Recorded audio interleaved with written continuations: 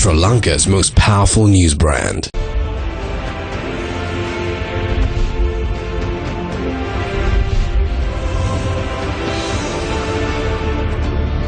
Leadership is not about the next election, it's about the next generation. Good evening and welcome. This is Face the Nation.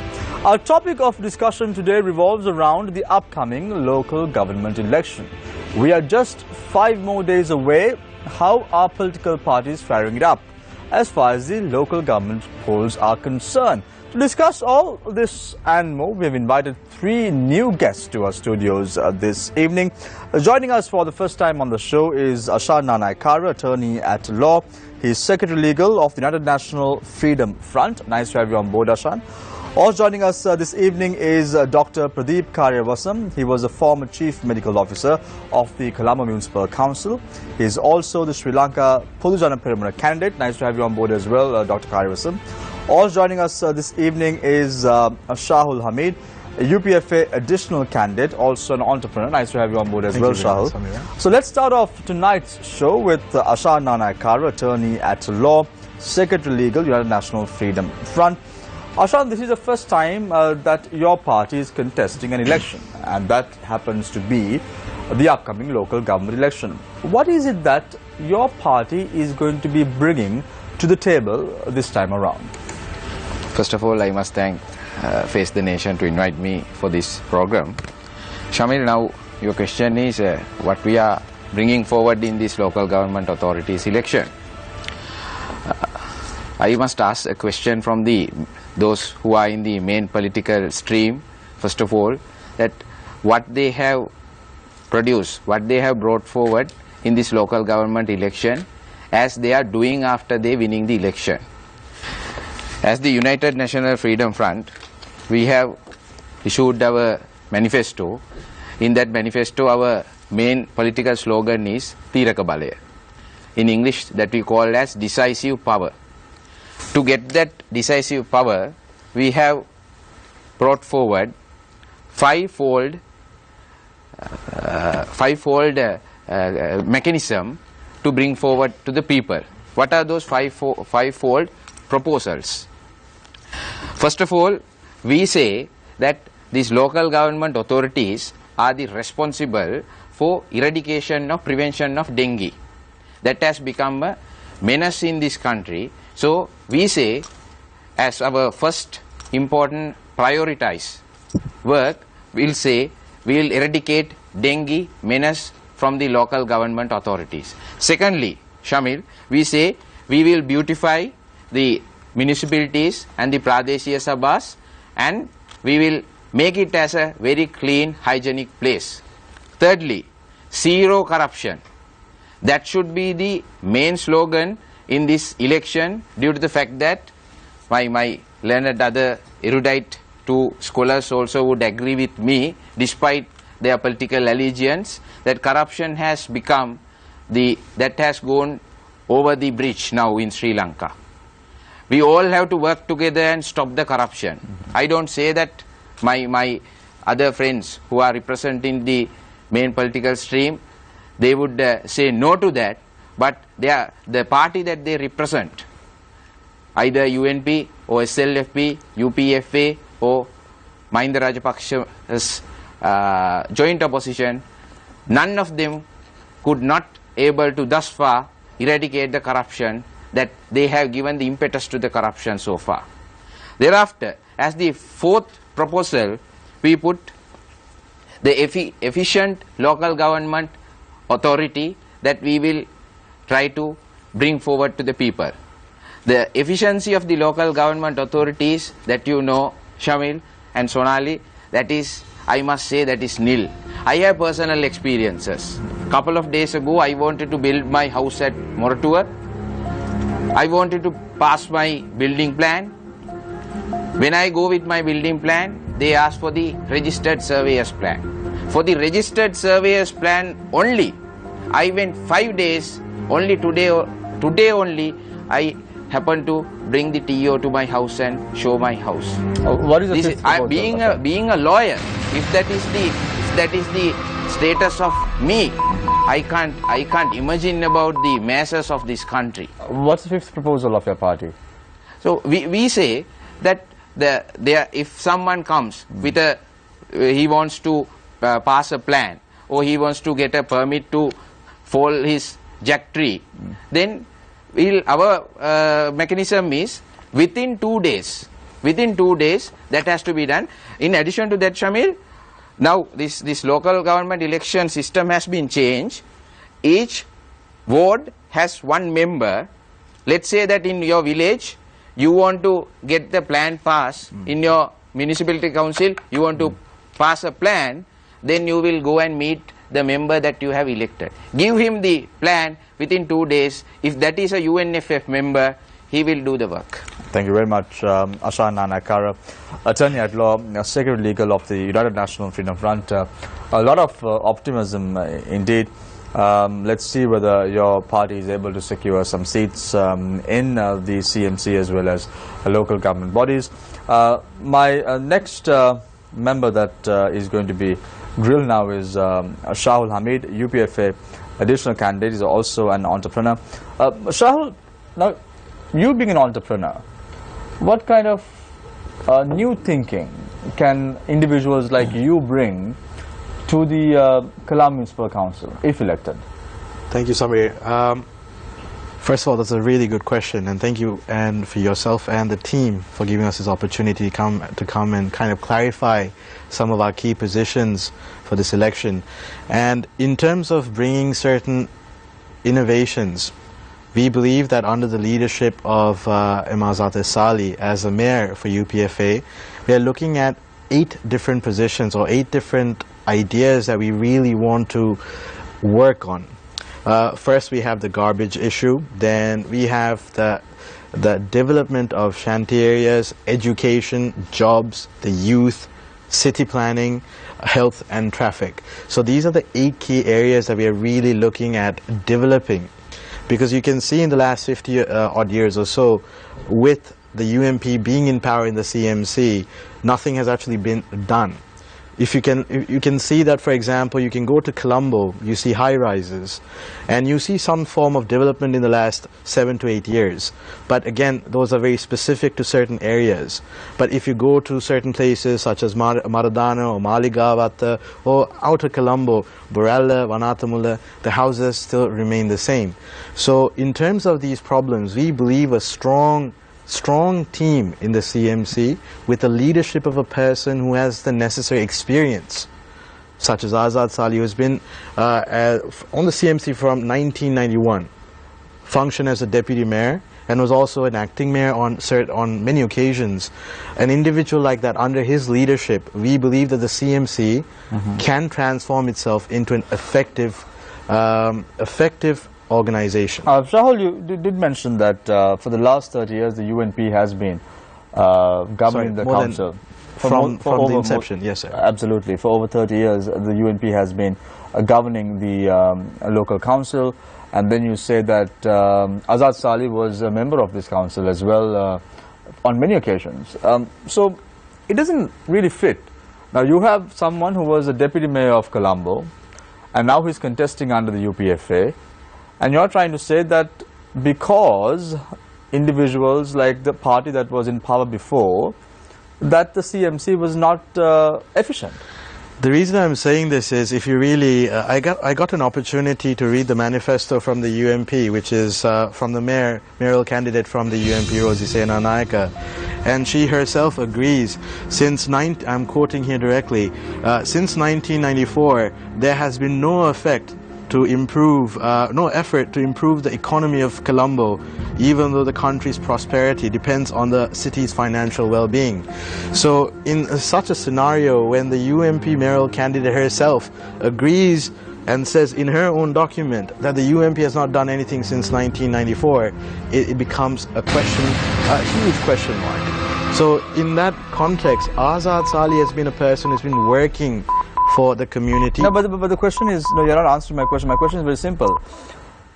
If Sali was a member, if Mr. Sali was the deputy mayor of Colombo, you're now trying to say that the UNP was not doing or was not efficient in the Colombo Municipal Council.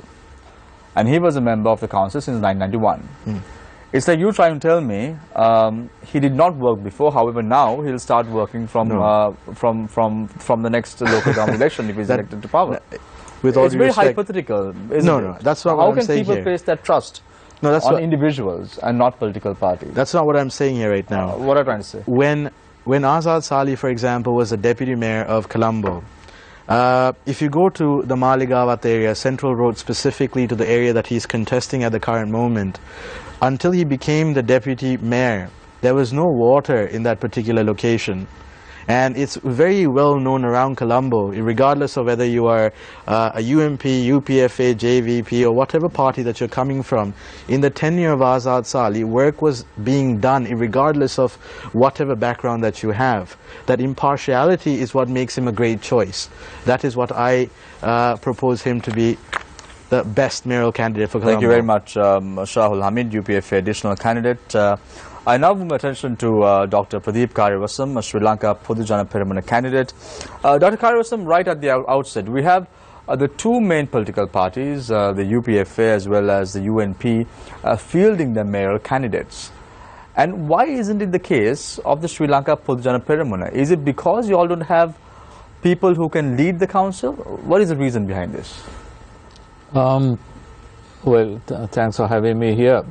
I think the reason is that Sri Lanka Podujana Peramuna has many parties in that front. So maybe they couldn't come to a decision to find a popular person as the mayoral candidate. Anyway, now as everyone has to contest the ward and some are coming in the list. So in the end, once the results are out, they will probably announce the mayoral candidate. But we have capable people, including myself, to handle the mayor's post. Dr. Karivasam, when you look at the individuals who have been fielded in the SLPP list, it's quite evident you have individuals who have a lot of corruption, who have been embroiled with a lot of corrupt activities as well. And one of the reasons that there was change in Sri Lanka on the 8th of January 2015 was to eradicate corruption. However, that has not taken place either. So what change is your party going to instill this time around? Well, I'm not sure about the corrupt people being fielded by our party. But what I'm saying is that it's a good thing that we are having a lot of women candidates and also a lot of new faces from all the parties contesting this election, and that will, I think, eventually get rid of corruption from the council. But I think what we must remember is that now there wasn't a council for the last 3 years, and I don't think that the corruption level has gone down. In fact, I think it has gone up.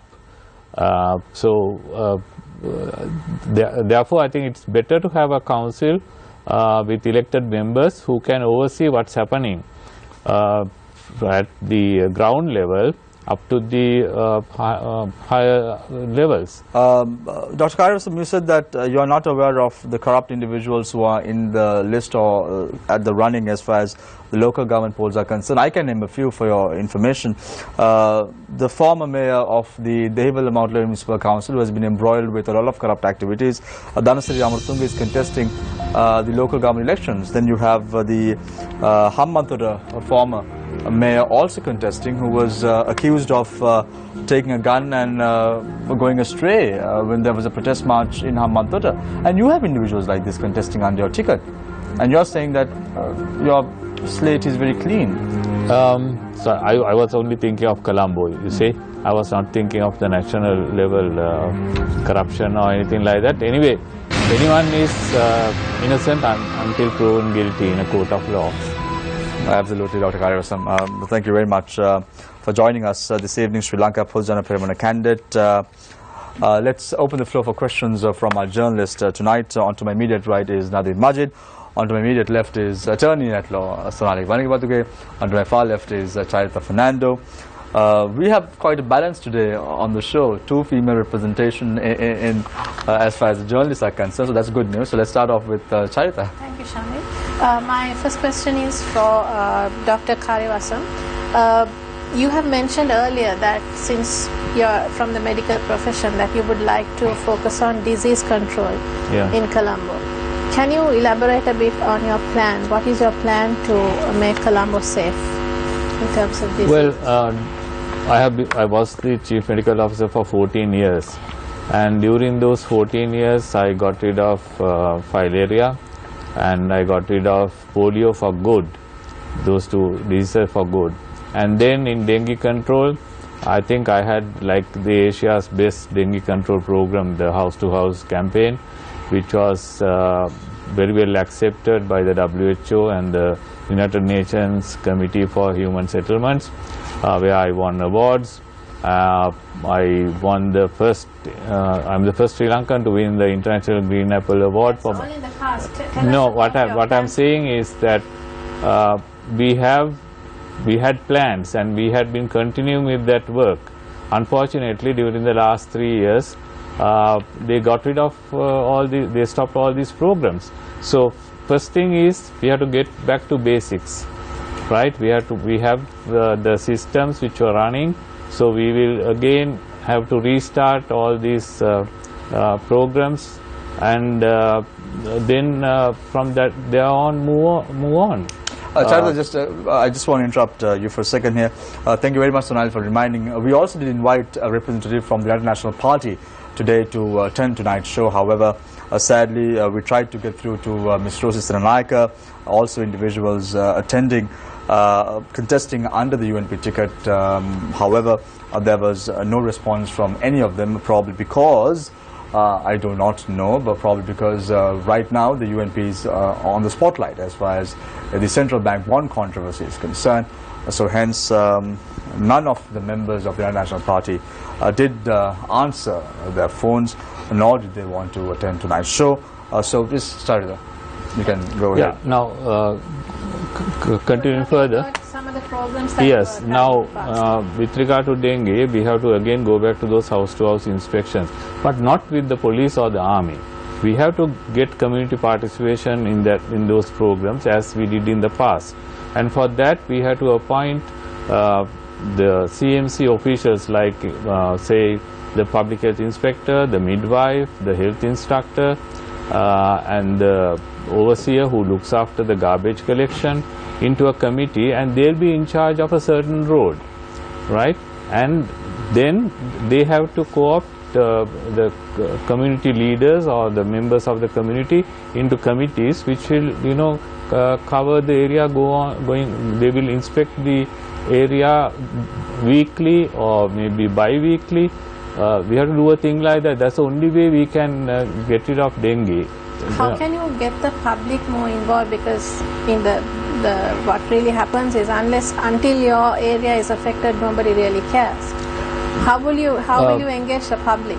But we have been having very good cooperation in the past, say about 5-6 years ago, with the community leaders. We have about 1,600 underserved settlements, especially from where the community development councils, where we formed the community development councils, and then those leaders used to help us in this work.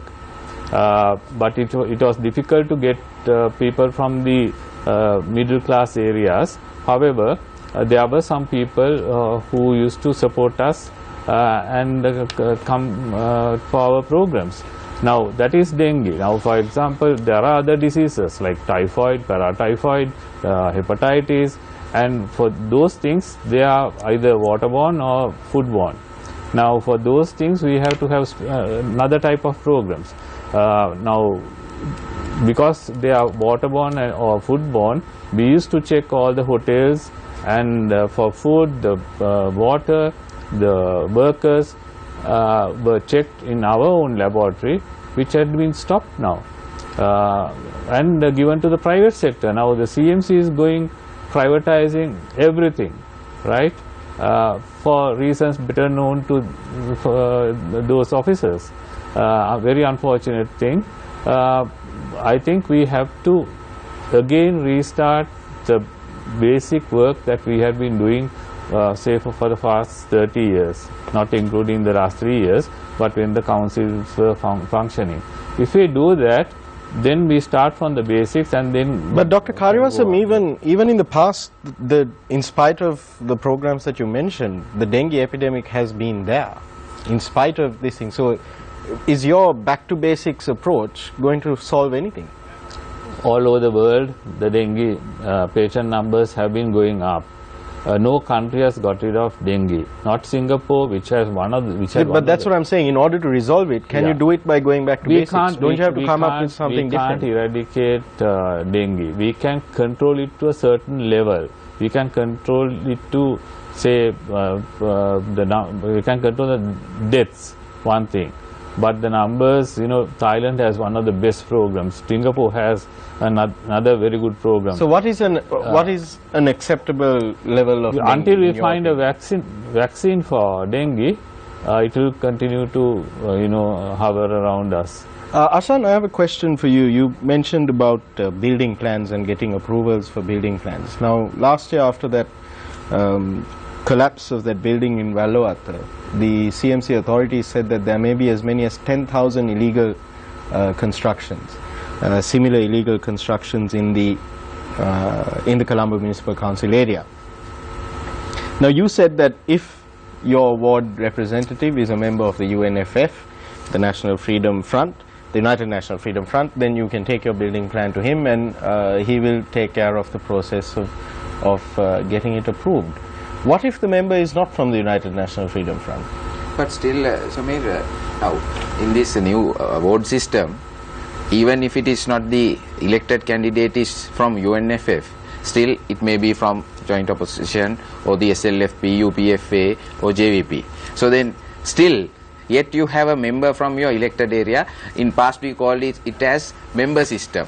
Okay, but what about this approval of building plans? How will it work? So then you, the basic law is that you have to go to the municipal council and get it approved from there.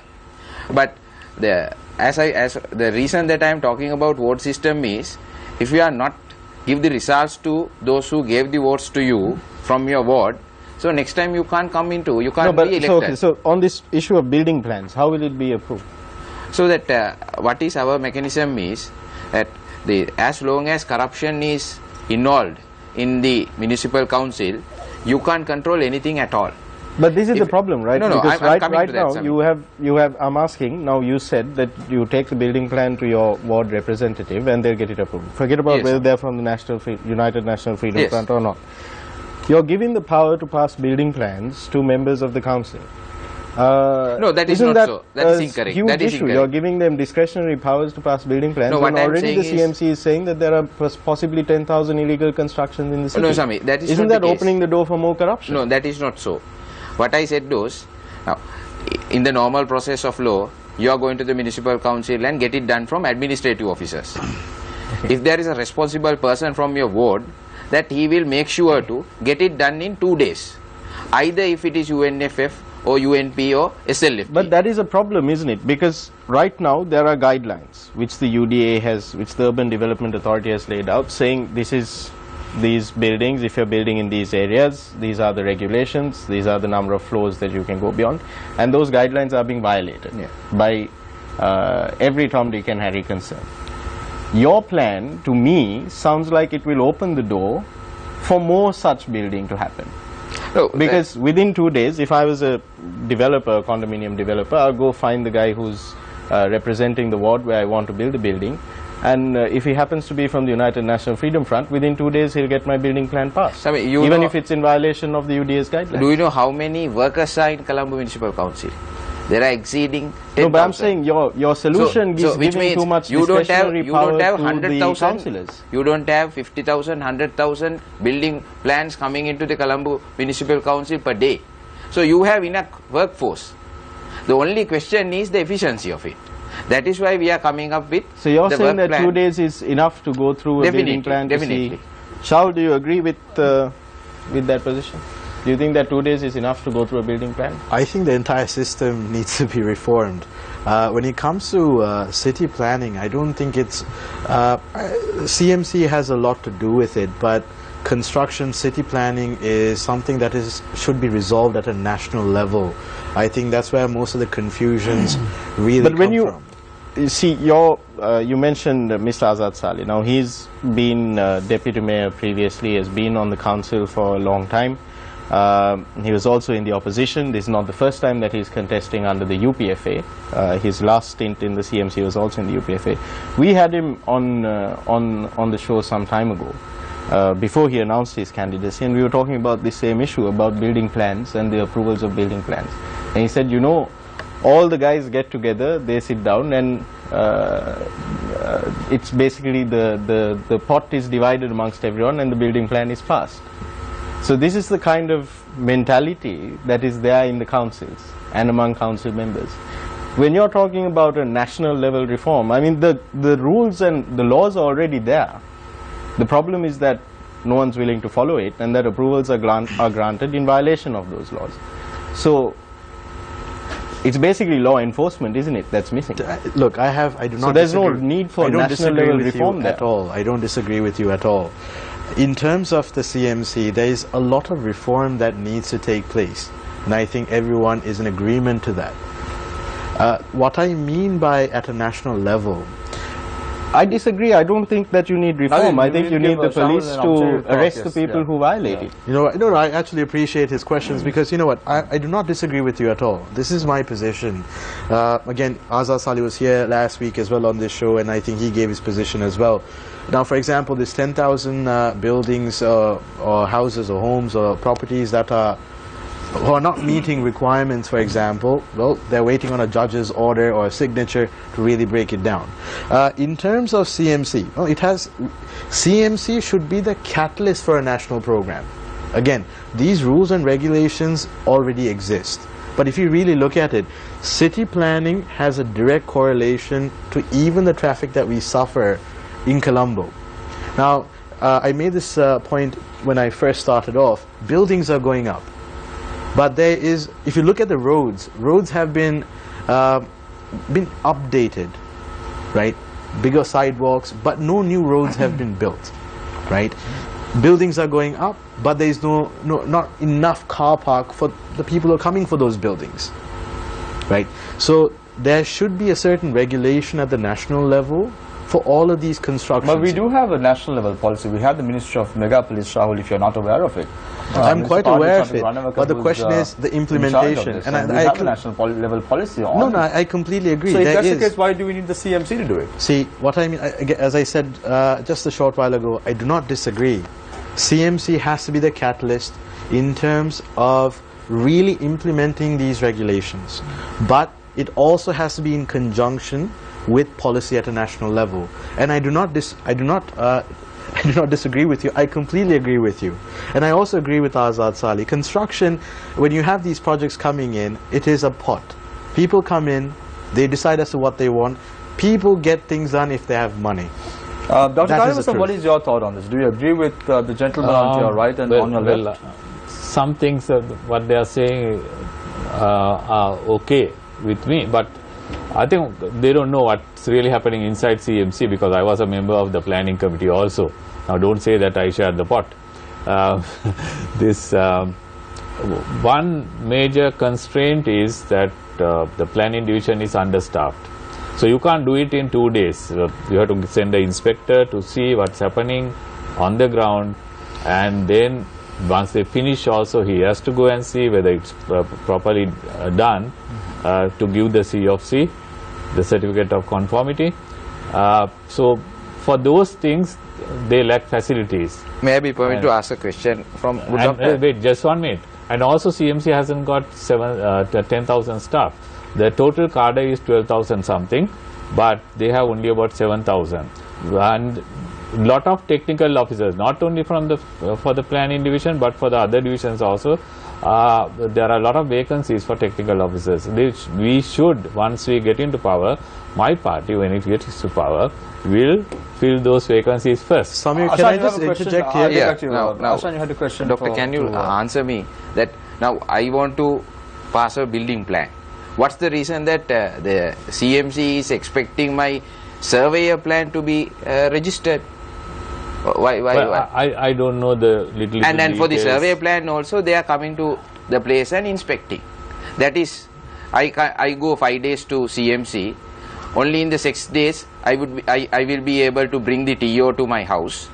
Then survey plan approved. Thereafter again I have to go another 5-10 days to approve my building plan. There is no connection, that building plan and the survey plan. So I think we should streamline. There are lot of bureaucracy. That I agree. Yeah. What my point is, the responsibility is should not be put solely upon the members of that municipal council. This is red tapes, bureaucracy. As That's you, I 100% agree with the doctor. I think now I saw how they do it in Bahrain. You go to one place, you hand over your plans, and it goes from one computer to another, and within a day or two, everything is passed. They call the guys in the field to check, and they report back, and then it goes to the next person, and so on. Just to clarify something, and you just said that I was unaware of as to how the CMC works. I agree that I do not necessarily have the same level of experience as you, sir, on the CMC, because you've been there for about 24 years. I think I was about 6 years old when you joined CMC. But in terms of the CMC, the bureaucracy of CMC, now that is the problem. That is where the pot is. People are making money from that bureaucracy. And SLPP members who are, I don't know if they're leading the party or perhaps adjacent to it or supporting it spiritually, are perhaps the forerunners of the biggest theft within the CMC. Shamil, the reason is the pinnacle is corrupted. I don't agree with that. When the apex is corrupted, you can't avoid in the lower level. That's the reason. Shahul, you mentioned about bringing in innovation to solve problems. Now, you yourself spoke about bureaucracy, and in your opening remark, you talked about corruption, fighting corruption. So, how would you bring innovation to tackle these two issues?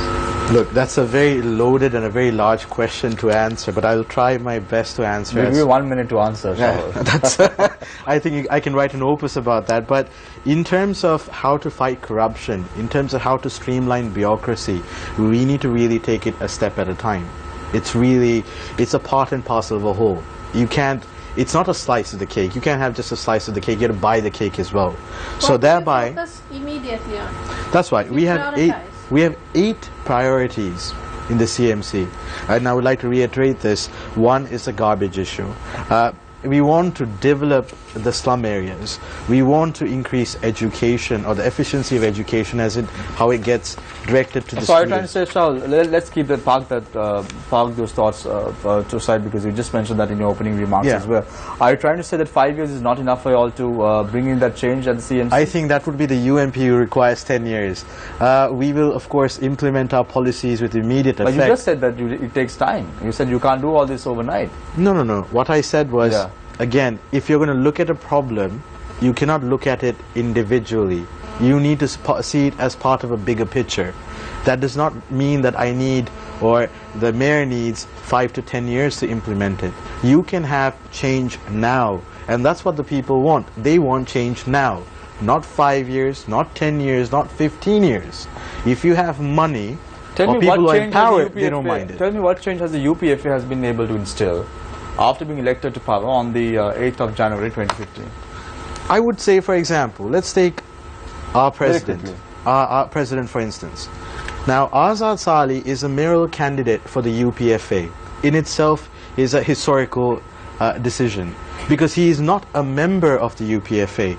He has his own party, National Unity Alliance, and he's a leader of National Unity Alliance.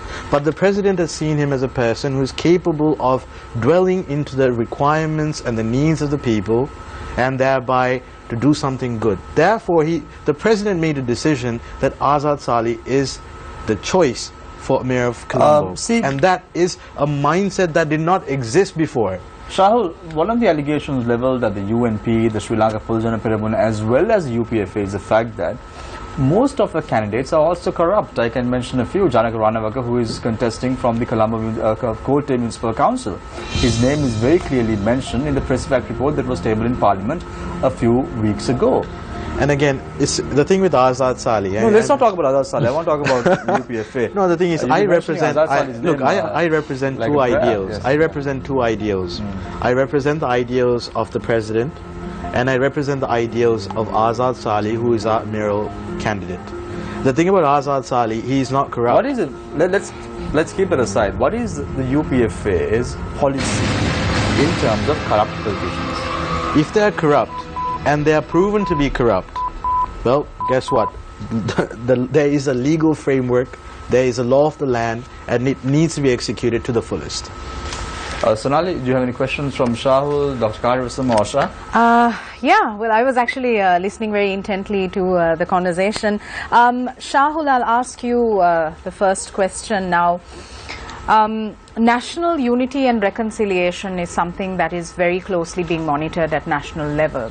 However, it is at the grassroots level that opinions, misinformation brews, and it is at grassroots level then that the proper information has to be disseminated. We find that in city areas, you mentioned that development of the slum areas was one of your priorities. How are you going to manage this false information being disseminated? You also raised this question of education, the need for education to be developed. With all of these, going on, how are you going to approach this topic? That's a really good question again, Sonali. The UNP mayoral candidate, Rosie Sena Naik, on a previous interview said that the UNP was unable to accomplish anything, that even though they had control over the CMC, the central government was not in their control, except for one time when President Premadasa was in power. Thereby they were unable to do anything. However, if you really look at it, political power can be broken into two things, at a national level and at a local level. You do not need national power in order to make small reforms that you're talking about at a micro level, at a location. In terms, before I get into the education part, for example, you go to certain areas, there is no proper toilets. And we are in the 21st century, and that is unacceptable.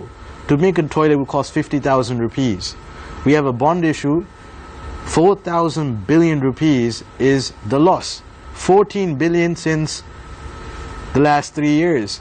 That is the entire budget of the CMC for 2018. That is unacceptable.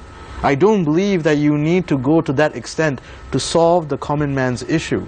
In terms of education, it does not take much for the local representative, who is supposed to be the community leader, to go to those areas, get the local police officer, bring them together and have discussions.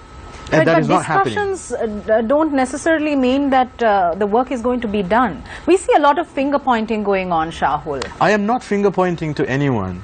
Again, I am not saying any of that. I am saying that if we come into power, we will change that. How? And it's very simple. Now, for example, the UMP wants to have 25 community centers within the next 10 years. That's their plan. Well, there is no community centers. If you really look at from 1970, I have the book for the 2018 budget for the CMC right here. You know what? I had a very nice look through it. For the last 30 years, there hasn't been any new parks. There has been no development. Right? So where is this money going to? In terms of implementation, now we have a massive issue with children who are caught heavily in drugs in impoverished areas. Why are they doing in drugs? Now look, if you look at the Colombo elite, they have an issue as well. They have no place to go at night. Am I correct? I have that experience as well. But so what do you think about... What do you mean that they don't have any place to go at night? In the sense there is not much activity. There's not many options in terms of... Sorry. Make Sri Lanka, make Colombo a nightclub? Or? No. If that is something that you would like, I don't know.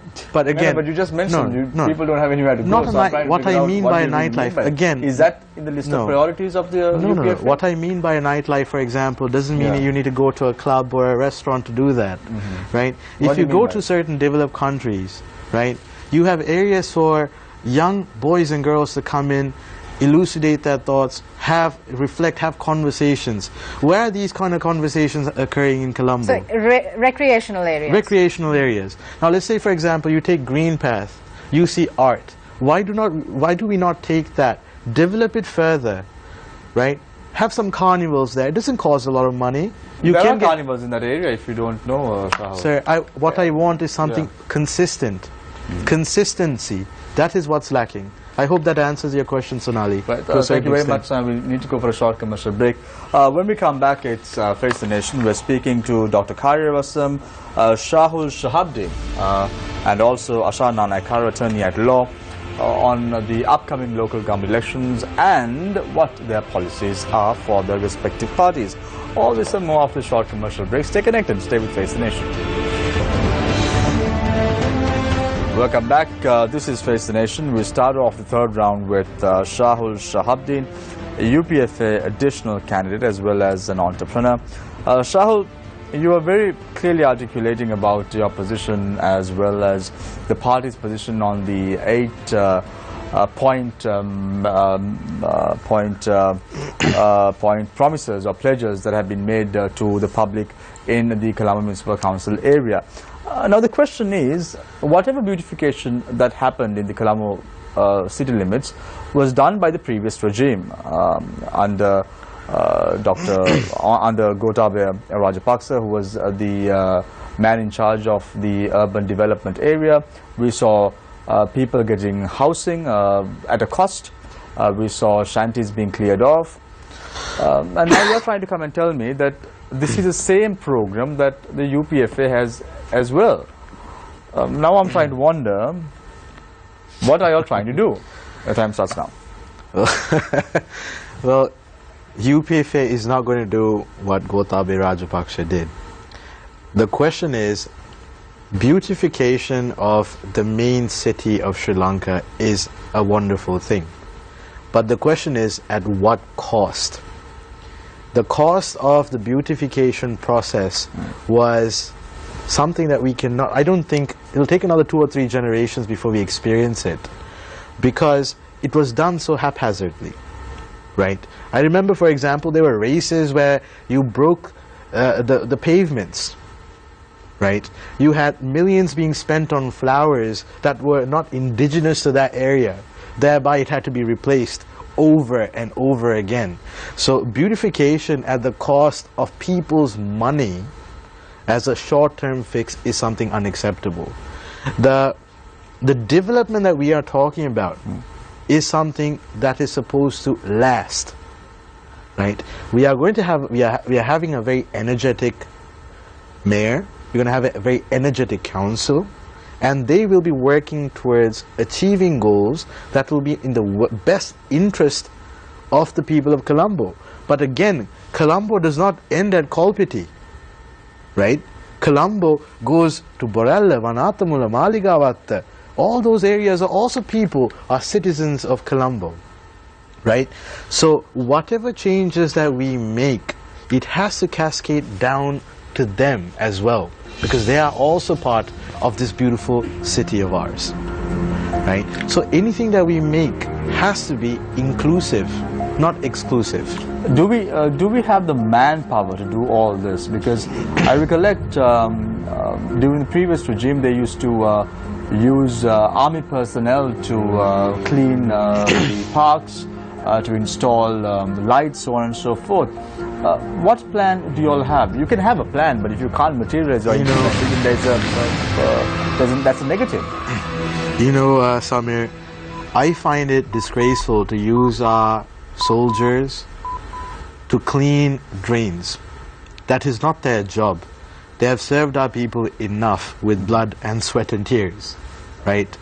In terms of manpower, there's enough manpower. If you look at the previous regime, they were able to complete any project that they wanted to complete if it means a higher profitability for certain people who are involved in that project. With the use of the military, let's take a look at the Hambantota stadium. It was all the seats and everything was installed by the military. Again, why do we need that? We have so where is the manpower? Oh, look, let's look at it this way. there's enough entrepreneurs in Colombo, if given the opportunity to get a construction project, they will jump at that opportunity. The system is broken. The people who are getting the contracts, they get the contracts and they don't do anything, right? There is no transparency in the tender process. If there is transparency, if you have a proper leadership that is not pushed or influenced by money, then you will have a proper tender process. And if there is a proper tender process, and if companies, private companies, feel that they can trust the CMC, then they will definitely apply. Thank you very much. And the solution would be there. Thank you very much, Shahul Shahabdin, UPF additional candidate. I now move attention to Dr. Pradeep Karyavasam from where Shahul stopped. Haphazardly, construction was carried out. The use of the military was very bad. That is not the way that the military should be used, even following an end of a conflict. Then he also mentioned the fact that flowers that were not indigenous to Colombo was put up, and that is why the situation has arisen to a fact that there was a lot of corruption that took place during the era of the previous regime. Your time starts now. And you are representing that party. I actually don't agree with that. Now, if you really look at what Gotabaya and the CMC together did it, it's actually the CMC that did most of the work. The army supported it, and they were. I didn't disturb you. Not really the regular army. It's like the volunteers who worked, and they were paid extra for that work. But they had a plan, and I remember from Slave Island to Bambalapitiya Junction and then up to Gregory's Road, there was a triangle in which they did a lot of development work, infrastructure development. They put up new drains, underground drains, and beautified that area. And you won't believe this. Now, when they did that, the residents in those areas saw that what's happening, and they themselves started to clean up their own premises. And the end result was, for about 6 months we couldn't find a single dengue patient from that area. I used to make maps and show the people. But Shahul made a very valid point. He said that it's not Boralla or Bambalapitiya or Kolpiti that we're talking about Colombo. It's Maligawat, Vanathamulla. All those areas are part of Colombo, and when there was no dengue patients from these triangles that we're talking about, there were many cases reported from in other parts of Colombo. Yeah, so gradually, we can't overnight change Colombo. Gradually, with time, we have to get into those areas also. All the canal banks are covered with slums and shanties, right? If you take Maligawat area, then Colombo North area, Mutwals, the Samitpura, thousands of people, live in very small shacks. We have to develop those areas. Otherwise, all those people will go down with lot of diseases, not only dengue. Because the water pressure is very low in these areas because of the number of people there, and then food is an issue there. But nothing was done for these people during the previous regime, where the Urban Development Authority was under the Ministry of Defence at that time. Nothing was done for the people. You saw people on Slave Island who were on the streets just after 1 day's notice. Is that what we want for Colombo? Well, I don't know what really happened there, but what I'm saying is we must plan properly and see that no one suffers. Do you agree that planning was not a part of the priority as far as the previous regime was concerned? Again, I'm saying I was not part of the Ministry of Defence and their thinking, or the UDA. We were in the CMC, and CMC actually carried out whatever work that was given to CMC to do. So how many people came up to you, Dr. Karyavasam, when you were the former chief medical officer of the Colombo Municipal Council, saying that they lost a house because of the haphazard construction that the government undertook, because they sold it to someone like the World Bank or even the ADB or Shangri-La, for an example? They start selling prime property of Colombo. And you tell me now, in your opening remarks, that your government, your party does not understand why privatization is taking place, but privatization really started since 2005, if you really look at it.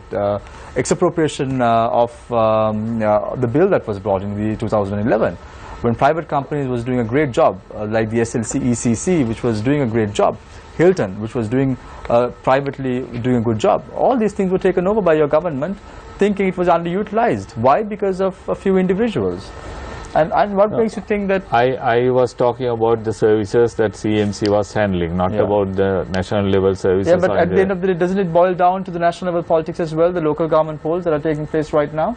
No, I think we should talk only about the local government. That's why we are having a three-tier system, you know, national level elections, the provincial level elections, and the local government elections. What assurance would you have that your party will not drag people back to the streets again? Well, we have to have a discussion about this, as you are saying that these things have happened, and I know that there were some complaints. I have heard, I have read about those things. I don't think that if there were mistakes made, they will repeat it. Thank you very much, Dr. Pradeep Karyavasam, Sri Lanka Podujana Peramana candidate. He's contesting from the Colombo Municipal Council. I now move attention to Ashan Nanayakar, attorney at law. He's not contesting the elections, but he's the legal secretary of the United National Freedom Front. Ashan, it's quite evident that the 3 to 4 main political parties have a very good chance of securing the mayoral candidate position, and that is very clear. You can't hide that. If there is a miracle, a third force or even the fourth force can come into play, and that is what everyone in Colombo or even outside are thinking, for a miracle to happen. But the question is, let's say that one of your members are elected as the mayoral candidate. So it's a 3-tier system. You have the central government, you have the provincial councils, as well as the local government bodies. How does your party expect to get money or work cordially with the central government, with the provincial councils, which you all don't have power in, to bring about a change? Long question. The crux is this. Now, Shamil, we have never said that we will gain the power. The political party, the age of the political party may be about 150 days. But still we have...